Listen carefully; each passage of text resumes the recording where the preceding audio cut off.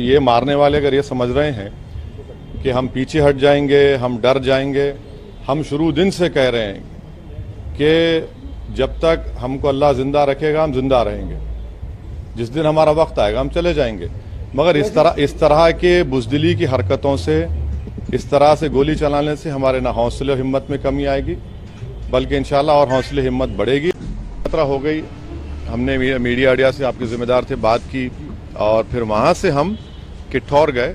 किठौर से हम मेरे ख्याल से हमने 3 बजे से 3:45-3:50 तक हमने वहाँ पर पैदल दौरा किया।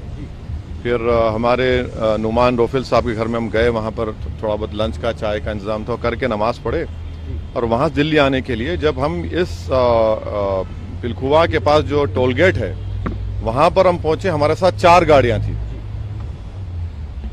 हमारी गाड़ी के सामने हाजी साहब की टाटा सफारी थी जो पीछे आपके, और हमारी गाड़ी के पीछे और 2 फॉर्च्यूनर थे।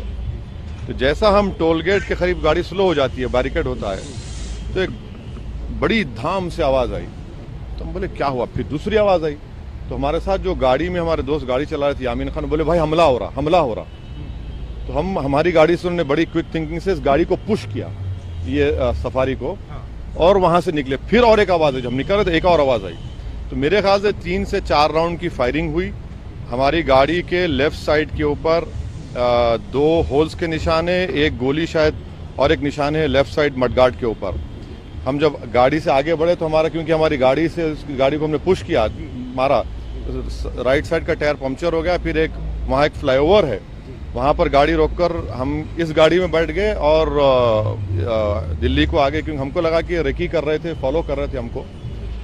हमारे जब ये हमला हो रहा था, हमारे पीछे जो फॉर्च्यूनर थी जिसमें हमारे एक्स मेयर माजिद थे, उसके ड्राइवर ने एक शूटर पर गाड़ी चलाई, चढ़ा दी एक ऊपर। जो रेड हुडी पहना था, 2 लोग थे, रेड हुडी पहना था, एक व्हाइट जैकेट। तो जो रेड हुडी पहना हुआ था उसके ऊपर गाड़ी चलाई, उसके पैर पर चलाई, वो गिरा। तो जो व्हाइट जैकेट पहना था वो उल्टा उन 2 फॉर्च्यूनर पर गोली चलाया। तो अब हमारी थोड़ी देर पहले एडिशनल एसपी वहाँ से जो हैं जिम्मेदार, उनसे बात की। उन्होंने कहा कि हाँ सर, आर्म्स जो इस्तेमाल है वो भी मिला, हथियार भी मिला, और एक शूटर पकड़ा भी गया। तो हमारी इलेक्शन कमीशन ऑफ इंडिया से ये गुजारिश है कि इसकी इंडिपेंडेंट जांच करवाई जाए, और ये कौन है लोग, किसका दिमाग है इसके पीछे, और आखिर क्यों ये हमला हुआ, किसने ये कॉन्स्पिरेसी की, ये जानना बेहद ज़रूरी है।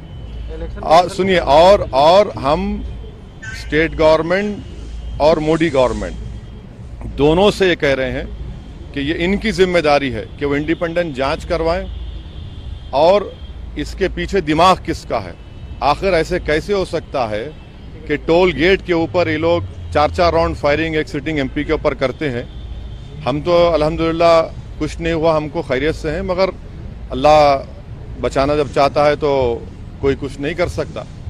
मगर आज ये हुआ है, अभी देखिए हम तो क्या उम्मीद करते हैं कि आपको क्या लगता है कौन हो सकते हैं आखिर? नहीं, मुझे देखिए हमको कई बार लोग धमकी देते हैं, कई बार बहुत सी बातें करते हैं। प्रयागराज में जो धर्म संसद हुआ वहाँ पर भी हम पर काफ़ी गालियाँ दी गई, और फिर हमारे घर पर अभी हम कई मरतबा हमला हुआ। तो अब ये सरकार का काम है कि इंडिपेंडेंट जांच करवाएं और इसका सही तरीके को पकड़ा जाए। पार्लियामेंट अभी चल रहा है, पार्लियामेंट में भी ये क्वेश्चन उठाना चाहेंगे आप, बात करना चाहेंगे? जरूर, पार्लियामेंट है, स्पीकर साहब से मिलेंगे, स्पीकर साहब से बात करेंगे। हम इलेक्शन कमीशन को भी लेटर लिख रहे हैं, और सरकार जो स्टेट गवर्नमेंट और सेंट्रल गवर्नमेंट से भी करेंगे। मगर अल्हम्दुलिल्लाह अल्लाह करम में खैरियत।